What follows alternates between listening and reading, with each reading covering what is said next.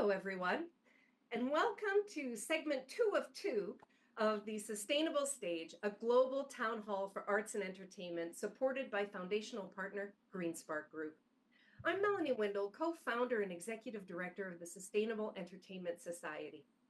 Before we begin, I'd like to acknowledge that I live, work, and play on the ancestral territory of the Blackfoot people, comprising the Siksika, Kainai, and Piikani nations, as well as Treaty 7 signatories, the Tsuut'ina Nation, the Nakota Bearspaw, Chiniki, and Wesley First Nations.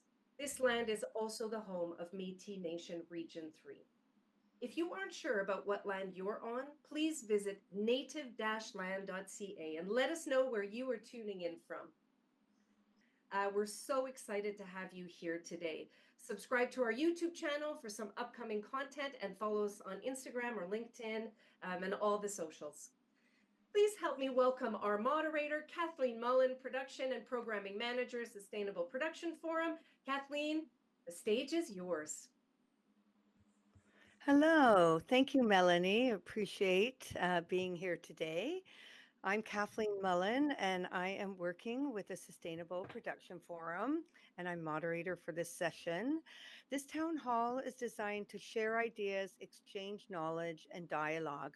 We had one earlier this morning as well, at Town Hall 1, and this is our second one of the day with different speakers, of course, to allow for us to have people from all over the world in terms of the timing, because we are here in Vancouver. Our guest speakers will each present a story, plant a seed, and shed light on sustainability efforts, challenges, and opportunities in different corners of the world. Now, let's kick things off with a presentation from Andrew Robinson, Principal Sustainability Strategy and Engagement, GreenSpark Group. Welcome, Andrew. Thank you. Hello, everyone. Thank you very much. I'm really glad to be here, and thanks to Sustainable Entertainment Society for hosting today. There's been a lot of great panels. I'm speaking to you today from the Coast Salish Peoples Territory, namely the Squamish, Tsleil-Waututh, and Musqueam peoples in a region otherwise known as North Vancouver. So in terms of seeds that I'd like to plant, let me start with something that I've noticed and I believe to be true across our industry, and no matter where you're based. So here's the deal. When it comes to sustainability, everyone needs a strategy.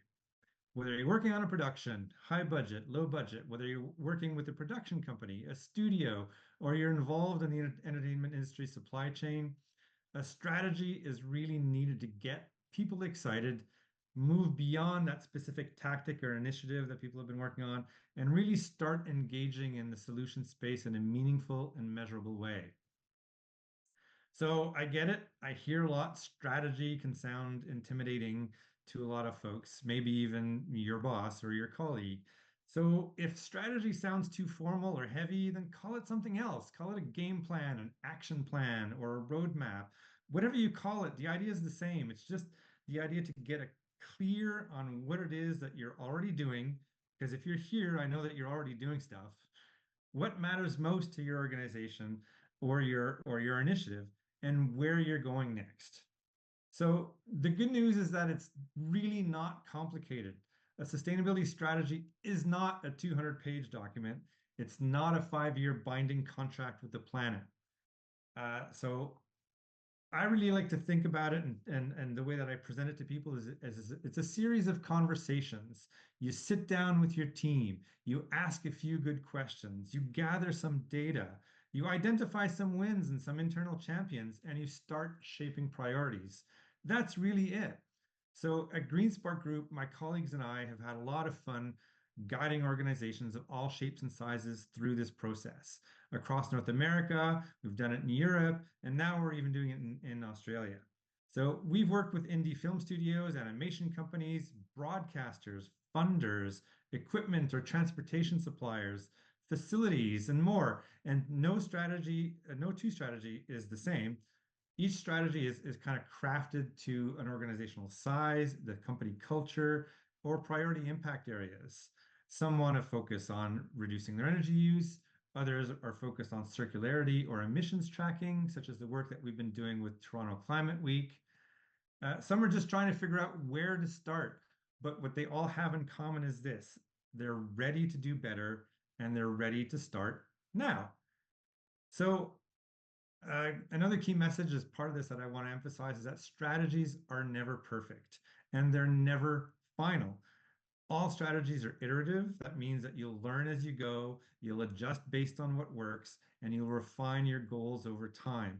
It's not about locking ourselves into something rigid, it's about committing to a direction and staying responsive. So, the other thing is that once we've got a plan, it becomes easier to bring people along with us. Staff and crew get engaged, partners take notice, clients feel more confident in the direction that we're working in. So whether we're tracking travel or we're greening our supply chain or we're embedding sustainability into our storytelling, we're giving our team a shared language and a common purpose. And I know this to be true because I've been thrilled to see my former clients go well beyond the initial goals or the roadmap that we developed together. They leaned in, they allowed some of those stretch goals to get out of their comfort zone. And in doing so, they realized that they could go further than what they initially believed. And it's really not about perfection. It's about progress, momentum, small steps that add up. So a well-framed roadmap can really help us say, this is what we care about, and here's how we're backing it up. So if any of you have been wondering whether it's time to build a sustainability strategy, it is. Whether you're a small team or a global company, you need to know that you already influence systems. And with the right plan in place, you can shape those systems for the better. And if you're not sure where to start, well, then let's talk, because finding the path is easier and way more fun than trying to do this alone. We're currently helping teams build their own custom game plan through a series of 4 practical webinars called Future Proof Training. And if you're curious or want to know about the next round, then the link will be provided up here. We're going to be launching the next series of our Future Proof Training in early 2026. So I hope to see you there. Thank you for your time and enjoy the rest of the session. Thank you, Andrew. That was really wonderful and very inspirational. So thank you. Our next speaker from Melbourne is Sarah Tosone, and she is the sustainability consultant, Create Without Waste. Please welcome Sarah.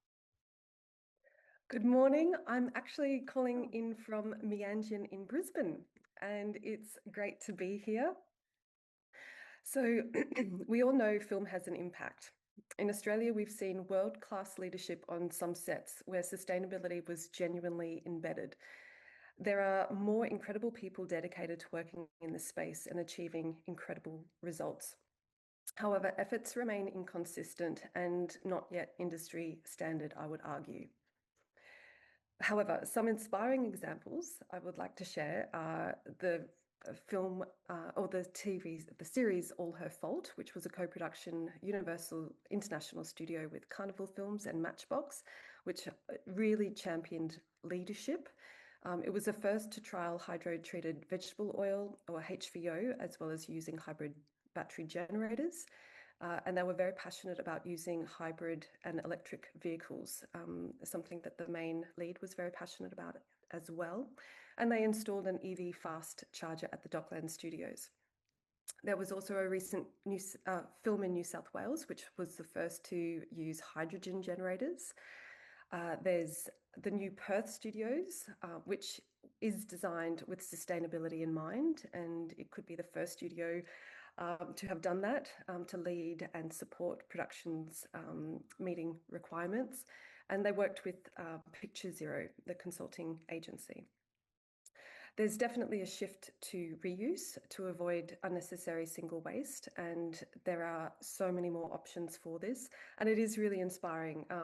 There is a company called Eco Trilogy led by Mark Russell, who's come from Townsville to Byron Bay, and he's working with councils on events, festivals and markets to drastically reduce waste and provide utensils for reuse and equipment and staff and rewash solutions. So he's actually designed a portable rewash trailer that washes 200 items per hour. So hearing, seeing what's happening is so inspiring. However, what are some of the things that are holding us back? And I would maybe say without clear mandates or consistent leadership, sustainability becomes optional, and that's just not good enough anymore. Sustainability mandates tied to funding are essential to bring everyone onto the same page. Sustainability is often left until the last minute in the production planning, and there is a serious issue when sustainability is treated as an afterthought. When one or two individuals are brought in a late process, their role becomes reactive, marginalised, and often reduced to waste sorting. This isn't just a flawed system, it is one set up to fail, and it comes at a human cost. These conditions can lead to significant burnout and psychosocial hazards in the workplace, as outlined in WorkSafe Australia's guidelines. Poor organisational change management, low job control, lack of role clarity, inadequate support, and even workplace bullying can emerge in these environments. And these are not just operational issues, they're work health and safety risks. So when sustainability professionals are unsupported, sidelined, or even scapegoated, it shows how much more work we still have to do in both climate and culture. Most crews want to act sustainably, but they need the opportunity and the capability. And I mean, our industry is incredibly agile. We're creative problem solvers. We make things happen. I once heard a line producer say, reuse will never work on a film set. And yet it's already happening. Change is not only possible, it's underway. Right now, we're living through a moment of deep uncertainty. Climate deadlines are being missed, and many people are starting to wonder what's the point anymore. But while it's important to be honest about the seriousness of the crisis we face, it's just as important as that we protect our capacity for hope, because without hope, we stop moving and we stop making change. Thank you. Thank you, Sarah. That was wonderful. And we really appreciate you being here today. Thank you very much. And I'm sure there'll be questions for both you and Andrew afterwards. So we're going to move on to our next speakers, actually, from Japan. We have Yumi Yoshiba, who's the Principal Officer of Environmental and Energy Secretariat, General Affairs Department, NHK. And then we have Tomoko Maruda, Executive Producer, Innovation Strategy, NHK Enterprises Incorporated. Please welcome them both. Hello. I sincerely appreciate the opportunity to speak with you today. I'm Yumi Yoshiba, and I'm with the Environment Energy Secretariat at NHK, public broadcasting station in Japan. Today, I'd like to present one of the featured programs recently aired on NHK TV, which is related to the UN's 1.5 degrees Celsius and its associated campaign.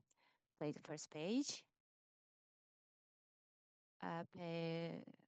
Okay, thank you. In Japan, NHK works in a partnership with commercial broadcasters to produce and broadcast an annual special program aligned with UN's 1.5 degrees Celsius target.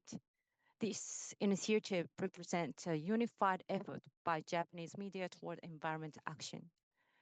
This program has now entered its 4th year and is evolving into mature and impactful. Yes, please, next page. The program highlights inclusive climate solutions, ideas that help the environment without sacrificing comfort. It also showcases cutting-edge technology, such as flexible rollable solar panels and methods called DOC, which captures carbon dioxide directly from the air. These innovations show how climate action can be both practical and positive. Next page. Now, let's take a look at the video clip when all the reporters raise their voices together. Can you turn that on? I want to...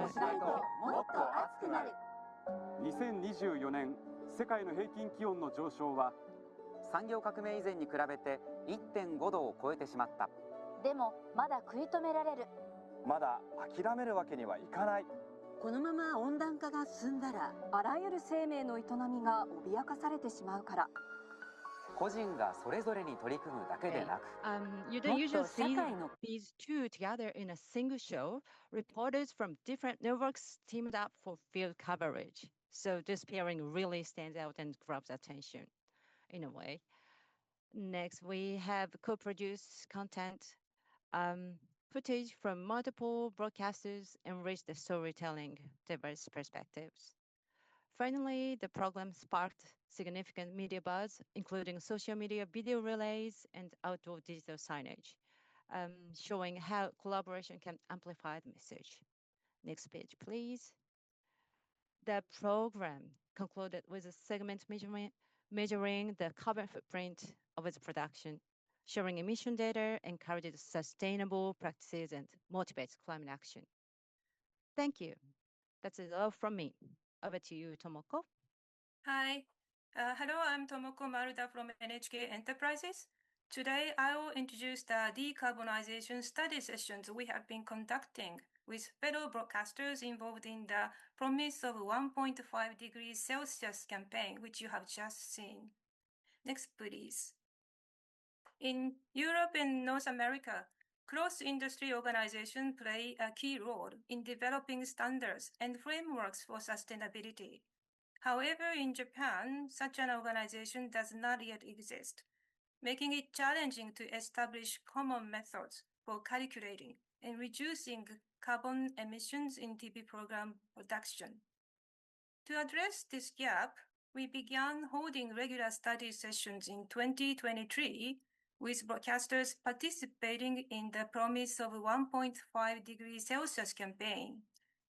These sessions allow us to share practical measures adopted by each broadcaster and learn about global trends in carbon emission reduction. Each session focuses on a different theme, enabling us to learn from one another and gain a broad perspective. Broadcasters and collaborating companies take turns presenting their initiatives, and we discuss both successes and challenges openly. Next, please. We began by studying overseas initiatives, particularly how cross-industry goals were established in the UK and North America. Next, each broadcaster took turns sharing the previous page, please, slide 3. Next, each broadcaster took turns sharing practical measures they had implemented. One broadcaster introduced a shared digital system for real-time script editing and news updates, all done via tablet. This efficient, paperless workflow helps streamline operations and reduce carbon emissions, making it a practical model for other broadcasters to consider. We openly discussed challenges such as technical barriers and staff adaptation when introducing new practices, followed by lively Q&A sessions. Next page, please. These are the recent themes we have explored. In certain sessions, guest speakers have joined to share their latest initiatives, such as using technology to raise climate change awareness.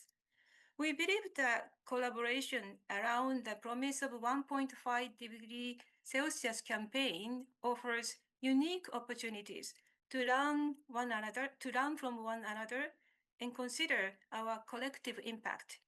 We hope these efforts will lead to further collaboration, amplifying our progress in decarbonization.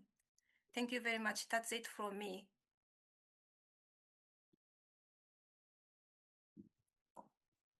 Thank you very much, Tomoko and Yumi. We really appreciate your presentation. We are now going to move on to José Reyeros, climate organizer of Ritmos Climáticos. Thank you so much, Kathleen. Great to see you, everyone here. So today I wanted to share a bit more about some of the work that we're doing around community organizing when it comes to the intersection of culture and climate justice. Now, all of these concepts come together from our perspective as youth communities in what is colonially known as Vancouver, that's unceded in traditional territories of Musqueam, Squamish, and Tsleil-Waututh nations. And so I just wanted to take a second to appreciate the fact that the climate emergency and all of the intersecting public crises that we're seeing unfold in front of us, especially as we see the planetary boundaries, which is this framework around how we see the health of our planet deplete. are crossing. 7 out of 9 indicators of the health of our planet are beyond the safe state. And so really recognizing this moment we're in, this climate emergency, we see that the issue around responding with climate action and sustainability has to transcend the current paradigm that just exists in what sustainability is known, on adaptations to how we do business, on adaptations on how we communicate these issues, on adaptations around all of these different intersections of really what has to become a transformative approach, in which we're beginning to recognize that this is not only battling the business as usual, but also the systems that conform what is creating this depletion in the environment and this lack of relationality with our ecosystems, with the different ways in which we create cultures of care and of solidarity with different peoples who stand on the front lines of climate injustice. And so working now as a community organization in Canada, Turtle Island, is the opportunity for us to engage with different communities, from youth that come in our close networks to the different industries, with the different delegations, politicians, and communities that do work towards sustainability. At the core of it, looking into what are the colonial roots of these issues, especially when we see that so many people, especially indigenous people, stand at the front line of the injustices of this climate crisis. And so trying to recognize with education, with understanding what lands we stand on, beyond what we do a lot in places like Canada, where we have the land acknowledgements, but to what extent do we begin to disrupt some of the paradigms of how we know this country to be a colonial project with so much extractivism, with so many of the dynamics that in entertainment we need to begin to speak up more about, right?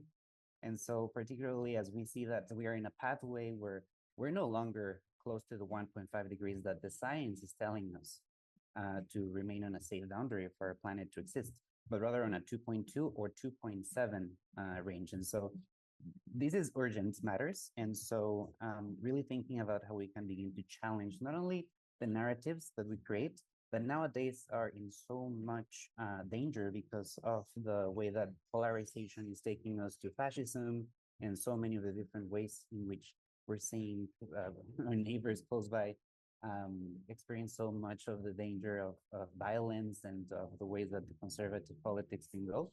But at the same time, the confusion around identity politics and the lack of nuances and context that we also see across the political spectrum. And so there is a key point in how we shape these narratives, in how we can also begin to challenge the social licenses of who we partner with. We can do the scope emissions of so many of our industries, from how we look into the emissions of our travel, our energy, our waste, even the production of entertainment industries or film or anything you can think about. But as long as we keep partnering with the organization and the industries that keep doing so much of the fossil fuel expansion and the things that we know by science and policy that need to change, and otherwise are not going to change the business as usual. Let's take, for example, the Montreal Jazz Fest, or say the RBC Whistler Grand Fund, both of them sponsored by some of the biggest banks funding fossil fuels nowadays, putting more than $200 billion per year on fossil fuel expansion compared to 104 billion on green energy and low carbon. And so really thinking about those sponsorships, donations, revolving doors, that's some of the work that we do to expose, especially when we come to communities working with organizations that have shared values, as well as communities that are doing more work in the nonprofit sector and city level government. But really trying to see how we just don't fall for the false solutionism that may come with some of this work on sustainability, but rather take that extra step, going more into the root issues around what is causing these problems in the climate emergency. And so, yeah, I just wanted to sort of showcase a bit of how this polycrisis intersect in so much of this work.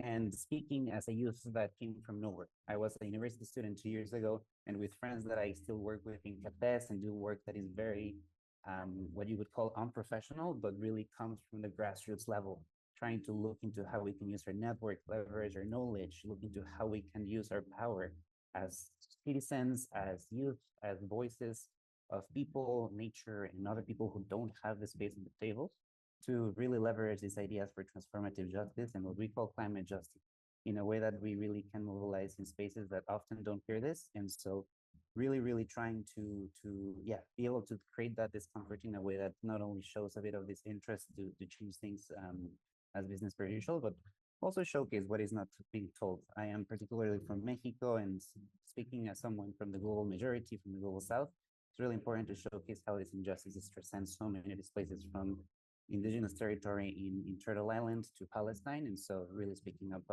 into this perspective of the space. Thank you so much. Oh, I want to thank you, Jose. It's so inspiring to hear and exciting to hear about what young people and youth are doing today around climate action. So, and what your group is doing. So, thank you very much for presenting today.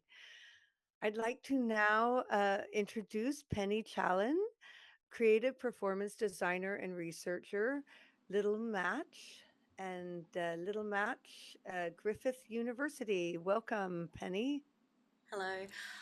So I'm actually going to be speaking with my researcher hat on today a bit. I'm actually, so just a caveat, I actually come from live performance and not actually film as my background, but in Australia there's a lot of crossover between film and theatre. Our latest research that we have been working on at Griffith University, a paper we've just published, is actually about practices of care, and that's where I'm going to be leading from today. In terms of practices of care, we're really aware of the fact that we have been operating very much in, I guess, a hierarchical paradigm in terms of our production creating processes. And what has that meant in terms of practitioners? Well, we know that we have had an at-all costs approach to how we produce our productions, and that is for all members of a production team. And that at-all costs approach affects health and well-being of people and health and well-being of the planet. So when we talk about practices of care, we actually look at a holistic engagement of both of these areas. One of the areas that we're particularly interested in as a research group is eco-creative practices, and I'd like to just talk a little bit to that today as well. And moving beyond what we understand as eco-efficiency. So eco-efficiency is a term that was developed, I think, in the late 70s, early 80s, and it is where we get our understanding of reduce, reuse, recycle, and it really is a mechanistic understanding of how we integrate with our environment.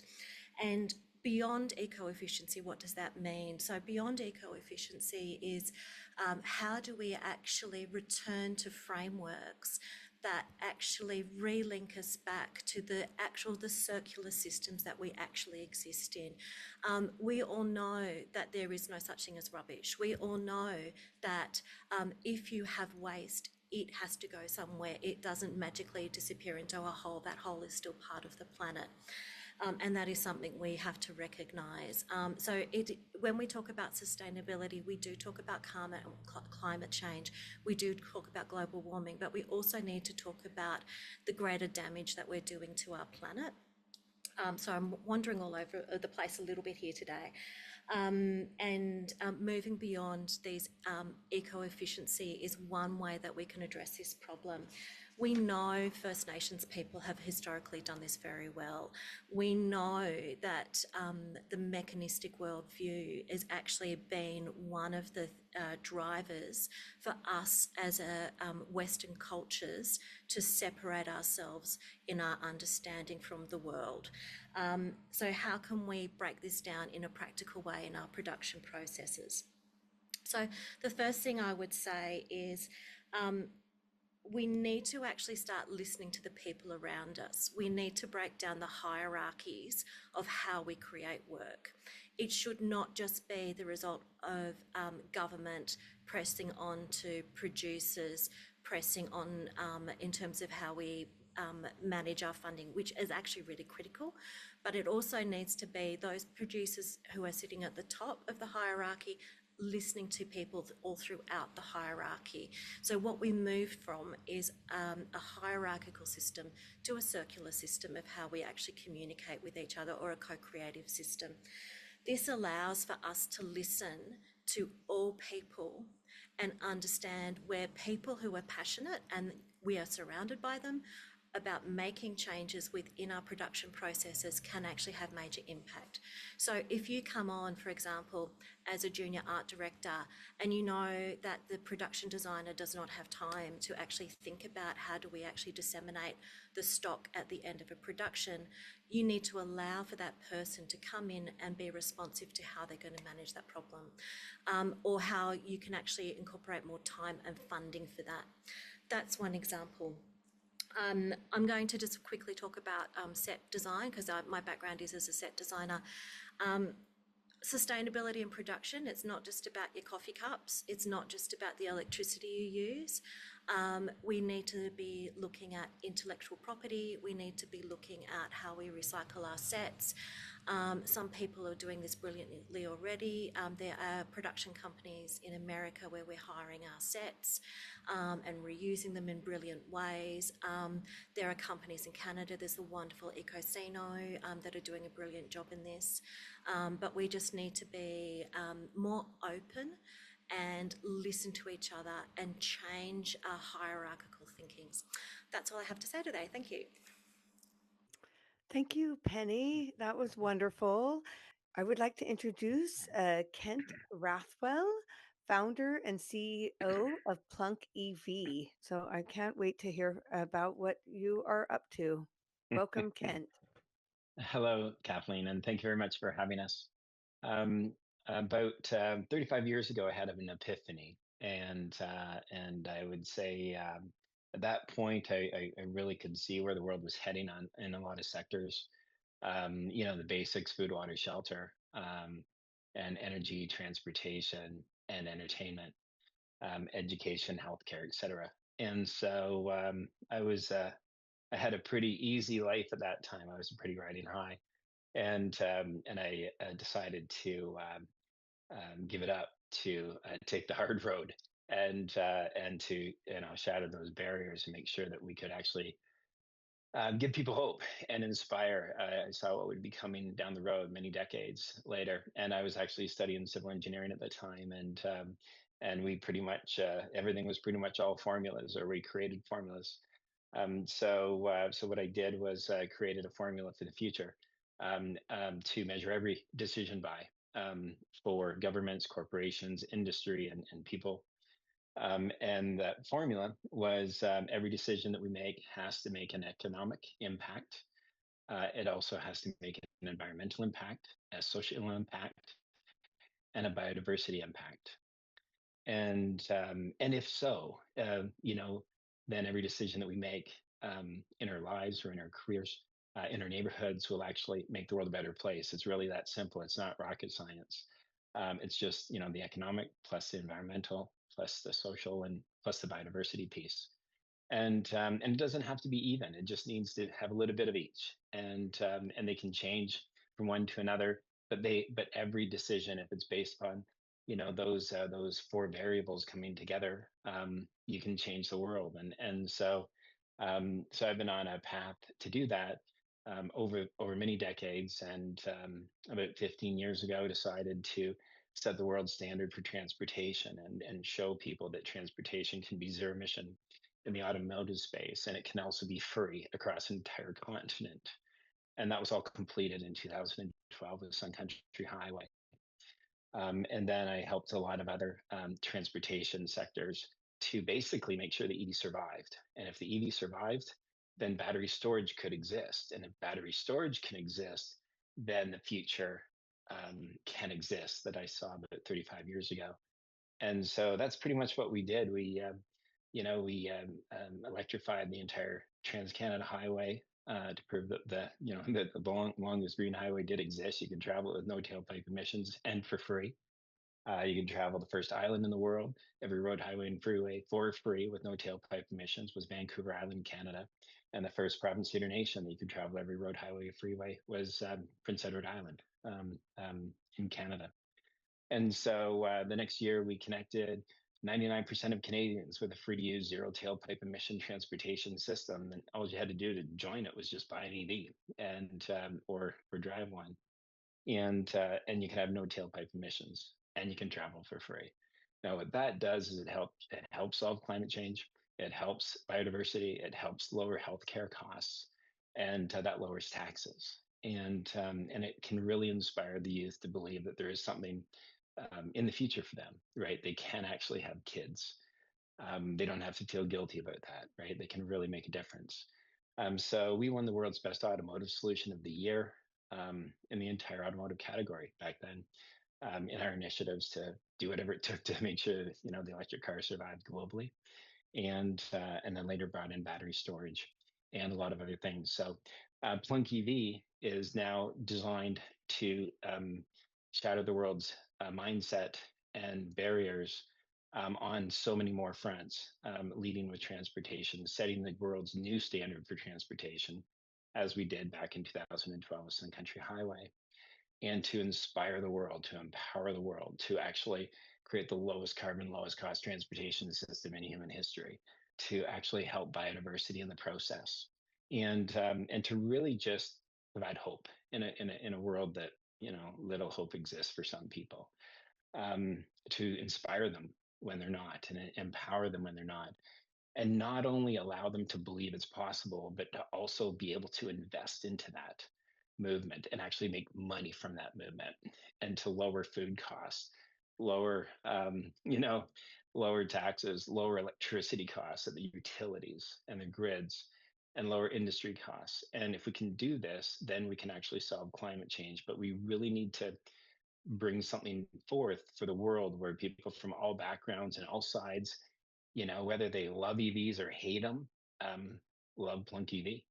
And we've brought that to the Banff World Media Festival, this year, where we drove people from Calgary to the airport to the Banff Festival and around Banff for the entire few days of the event and back, and it was all free. It was easy to use, et cetera, et cetera. But we couldn't tip our hand because we were still operating in stealth at that moment, and we still are today. But in the next little while, the world will actually find out what's possible in so many categories. And a lot of the times when you're working on investors, the first thing is, what's your IP? Maybe before they even say hello. Plunk EV is designed to really change the game on virtually every front. And the number one most important thing here is trust, because the world doesn't have a lot of it. Governments don't, industries don't, corporations don't, and even in Canada, in the 30% range of Canadians trust businesses or corporations, and that's pretty low. That's a failing grade for grade 2 kids. Yet we have CEOs running multi-billion-dollar companies. Yet the population, 30-40% of it, trust them. It's a failing grade, right? So we're designed to set new standards. The second piece of Plunk EV is storytelling. Second most important piece is storytelling. That's where the film comes in. The film industry is incredibly magical. It can change people's perspectives on things, within a matter of 2 hours. It's absolutely an incredible space. The people in the industry haven't been looked after globally, haven't been really respected. There's not a lot of job security in the sector. The people in it are in it for the love of it, obviously, and we've learned from that. The third piece of Plunk EV is credibility, but you don't get the credibility unless you have this storytelling, and the storytelling from people who have actually experienced it in different categories, different sectors, including film. And that builds trust, going back to the trust piece. So it's trust and storytelling and credibility. And you can't really create a movement unless it's cool. And so that's our next fourth most important piece. And if it's cool, you get more people, adopting it, to listen to it, and they will be more brought together by storytelling and unified in a very divided world, and they will trust more. The final goal of Plunk EV is IP, intellectual property, which again, usually it's the first thing that investors ask for. For us, we believe that the first 4 categories are in essence IP, and the hardest pieces of IP to get. is that. So that's really what we're doing. We're still in stealth mode right now. We're really looking forward to seeing how this all comes together. And our plan is to go IPO, to go public in a fashion that average people can actually be part of something special from all corners of the world. And we're looking forward to being able to share what we're about to do with Plunk EV. You'll see it in the media very soon.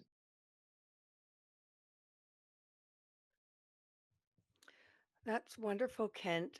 Thank you so much. Really appreciate what you're doing. Exciting to drive around those islands. So I would like to, in an EV, I'd like to welcome our next speaker. We have one more speaker. We have Kerri Coombs, Energy Strategy Manager from Earth Angel Production Services. Welcome, Kerri. Hi, thank you so much for having me. I come from a background where I was once in the electrics department in film, the grip, then the electrics, and then assistant chief lighting technician, and then chief lighting technician or gaffer. And that's where I first encountered the batteries that Portable Electric in Vancouver was making, and I was an instant convert to the point where I quit film for a while and went to work at the company to build these things and really get into the weeds in that technology.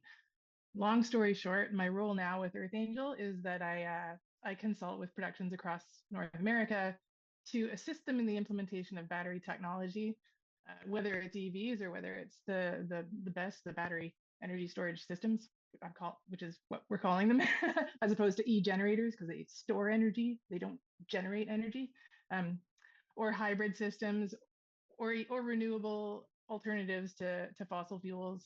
We look at all of that stuff and we try to support clients by connecting them with vendors, and then like getting access to the telematic data, doing analyses of the telematic data in, that whatever the vendors will share and the productions will share with us, we get to take a look and then go back with them and tell them about the impact that they have achieved. So really honestly have created for myself an absolute dream job here with Earth Angel, getting very nerdy about data and helping people to make a transition that I believe really matters. So what I'm here to share with you today is a really exciting case study that we have, which was the first production client that I've worked with that followed all of our recommendations. Like they did not hold back. They embraced it to a degree where even I was surprised. Most of the time, people will take a little piece here, maybe they'll have solar trailers, but they'll stick with the diesel generators for set, or they'll do a battery for set, but they'll stick with the diesel generator for base camp. They just can't let go of that technology, and that is critically important now that we don't need those. They're dramatically overpowered for our needs, especially as we are using more and more LEDs. So I'm just going to dive right into this. This show, which it's anonymized, but it's a 10-episode series that was shot in the southern United States. It's outside a production hub, so they had to be independent in a fairly remote location for most of the production, where the hookup that they had there started out as a 100-amp hookup, which is just a basic domestic supply.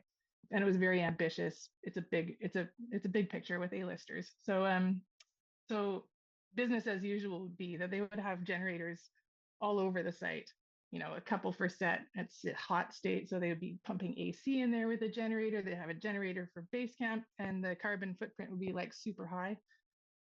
Whereas in this case, they embraced a variety of technologies that should come up here, like just everything on the menu. They had a fully solar electric base camp that was backed up by a battery storage system that has enough power stored to power the whole thing for the whole day if any of the generators or if any of the trailers should run low. They had 10 Moxions, which is a gigantic power source, and they really guaranteed that they were never going to run out of battery power. And in addition to that, where they had needs that they felt could not be fulfilled by the batteries, they used a hybrid system where they have batteries running and then they have generators running, but the generators are only running to charge the batteries and all of the equipment is running off of batteries. So everything that they could do, they did do. They also upgraded that grid that they had access to and added another 100 amps, which gave them a lot of other options. They had a couple of portable EV chargers. They did a lot of stuff. I could talk about it all day long. I'm just going to move to the next slide.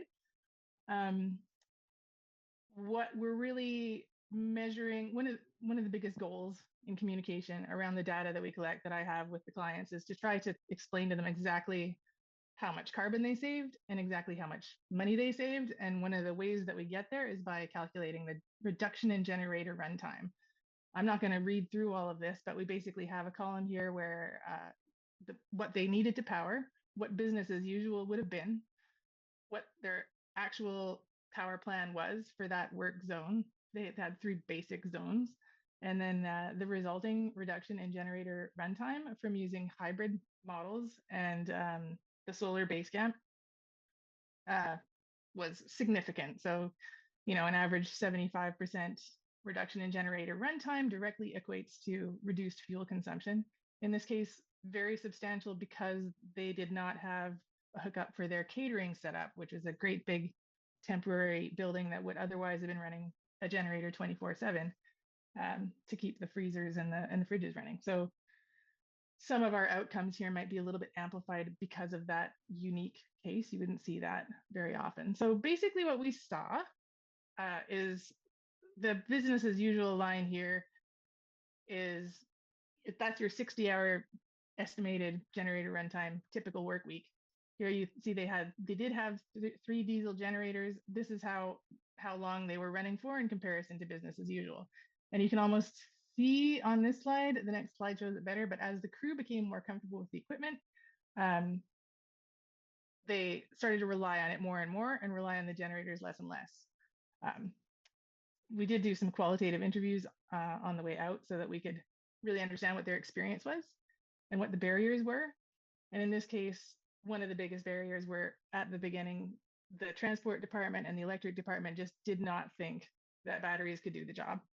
And anyway, by the end, they really were trusting these things. They've had to break their shooting into 2 blocks. They've gone into the second block with the Moxions, the full fleet of Moxions again, and the same strategy. So it's all very exciting. Set power, they did have a lot of big lights, so they couldn't entirely, there's certain things that the batteries can't quite sustain at this point. But whereas all the other work zones, you can see that by the end of the show, they're barely using any generators at all for their base camp, their catering, and their auxiliary work zones, by which I mean, like, you got a bunch of work trucks over here, they're too far to cable, so sometimes they'll bring in another generator or even just a putt-putt to power those trucks. But this production reported that by the end of the show, they had nothing working anywhere that wasn't running out to one of the batteries. So all in all, really exciting stuff. Yeah, and the confidence that they developed from using the equipment is a big take-home lesson, I think, here for us. They needed quite a bit of support to get to that point where they trusted the equipment. And at the beginning, because we're accustomed to a world where we have like a fundamentally infinite supply of energy, we've never really stopped and thought, like, we only need 7% of this energy and the rest, we're just literally burning money. Anyway, moving on to the impacts of them embracing this strategy. Super, super impressive. And as I say, not all productions are going to be able to achieve these savings, even if they do all of the same things, on account of not all productions are going to have this remote commercial kitchen that they power 24/7 with a bunch of fridges and freezers. So ultimately, massive impacts, $34,000 in fuel savings. This is an important part of the story that I tell, which in a perfect world, you balance your consumption needs and your equipment choices so that any premium that comes along with the equipment that you're renting is offset by the fuel savings and then some. So that's what we're trying to achieve when we provide support with this transition for different productions around North America.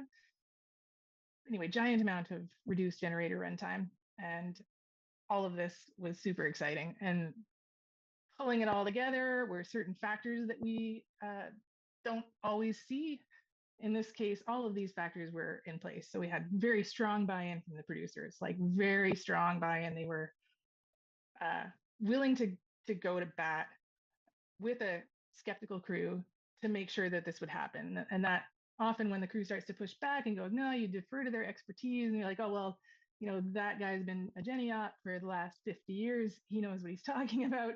And and he does, he absolutely does. But that Geniop may have never used a battery before. He may never worked on a solar trailer fleet. He just doesn't know that yet. And by the end of your show, he will, right? Or she will. The producers were willing to pony up the money to rent all of this stuff and extra stuff besides that, to reassure everybody that they were never going to run out of juice, because that is, of course, everybody's greatest fear.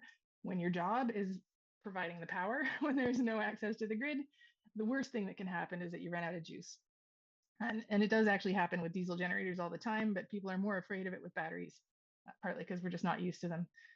The equipment vendors on this show went out to, we had two major equipment vendors, and they were out on site during prep with the crew to show them how it worked, to figure out what their needs were, and really assist with power planning from start to finish.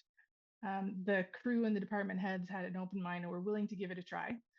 And then of course, my role with Earth Angel was to sort of like hold their hands along the way and show them what they were achieving in real time from day to day with their savings, and connect them with vendors that could supply them with things that would cover those gaps.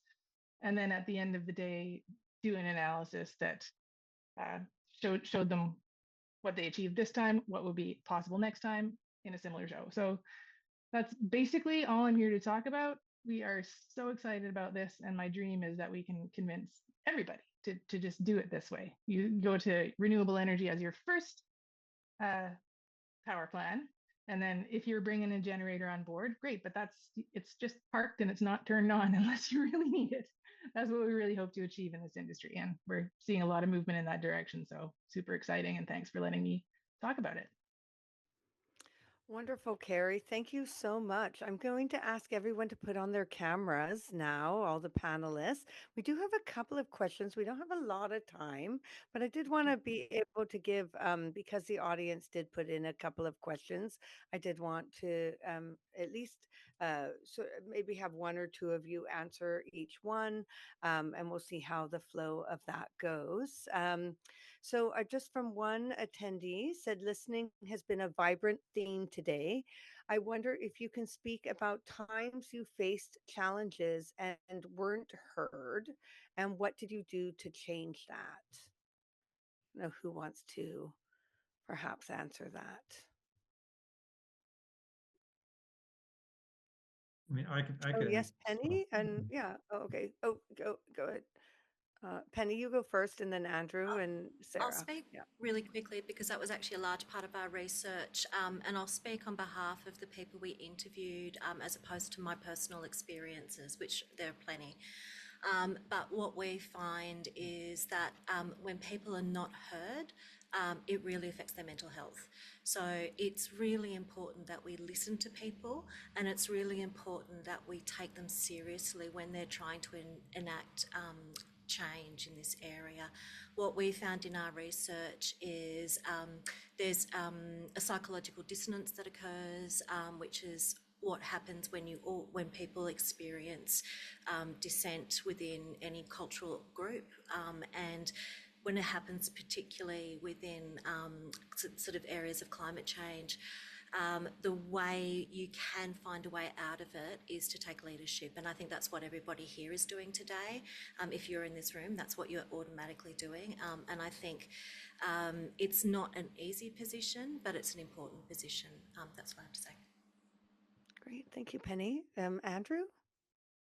Yeah, I just want to say that this, of course, this has happened a number of times, and I think kind of to dovetail on what Penny was saying, if people aren't authentically listened to, so we need to also ask, like when we were engaging with the other individuals or the other teams, were they heard by us? Did we listen to them well? And also just to remember that a no today does not mean no tomorrow. So just to keep that in mind, that sometimes people are having a bad day, or sometimes people are feeling very threatened, and going back to them the next day with curiosity, or maybe it's not the next day, but the next time you have an opportunity to engage with them with some curiosity and find out what is their concern, where are they feeling potentially vulnerable, then you get into solution space if they feel like they're heard and they're safe. Great. Thank you, Andrew. Sarah? I'd like to also add to that, if I think it is kind of ideally like you choose values that projects that align with your values for integrity.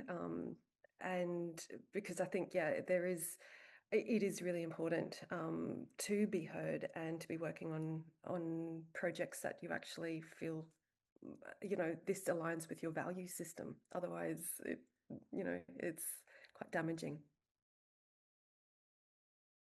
Wonderful. Does anyone else have any other comments on this?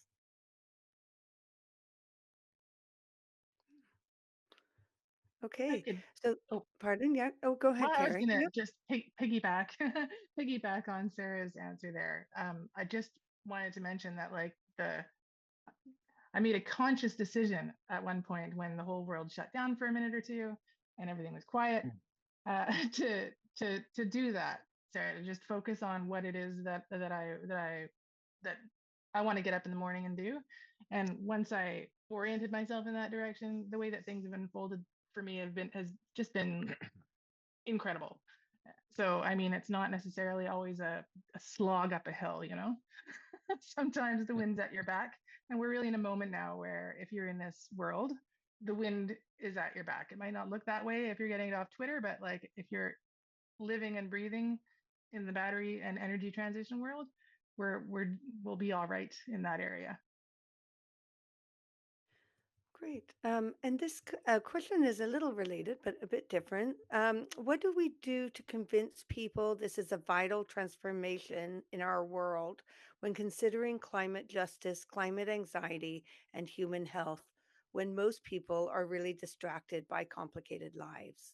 I don't know, José, maybe you could take this question a little bit. Yeah, absolutely. I would love to give it a shot. Definitely. I think that even as we see how the movement to change things, not only from the youth perspective, but just overall in activism and advocacy and politics, people care less and less in terms of how we see the system shift from let's see, I mean, let's talk about Canada. Like, Mark Carney was leader of the Net Zero Banking Alliance, and now he's backtracking and putting so much of the energy development for good reason on protectionism for the economy, but at the same time, so many more emissions coming up, and none of our targets for 2030 are coming up aligned. And so, rather than seeing that from a pessimistic point of view, is saying that especially movements need to grow roots and work on the relationality with each other as well as with the land we stand on. And so I think that it's a work of how we go at the speed of the trust and of the different layers that we see unfold. It is a crisis not only of our ecosystems, but also of isolation, as was mentioned with COVID and with so many different things that we experience nowadays with so many facing crises. We need to take attention at how we care for each other in community and do that from a grassroots perspective. There was a really interesting quote from David Suzuki. Many of you might have heard from him, one of the leading voices on environmentalism, not only in Canada but in the world. And everyone just got the gist of a recent declaration he made around giving up on human systems and how we're able to respond to the climate emergency. But really what he was talking about was not about giving up on the movement itself. It was giving up around the idea that we're so ethnocentric, anthropocentric, and we really don't create decisions and perspectives to respond to this emergency as part of a living species and ecosystems. And I think that the reciprocity with every living ecosystem and species other than human is key to it. And so, yeah, really remaining optimistic. If it's not from other humans, looking at a plant, a tree, at a rock, at the ocean, because the communication you face and getting inspired from that and having optimism from that is way different. So I really encourage you to do that.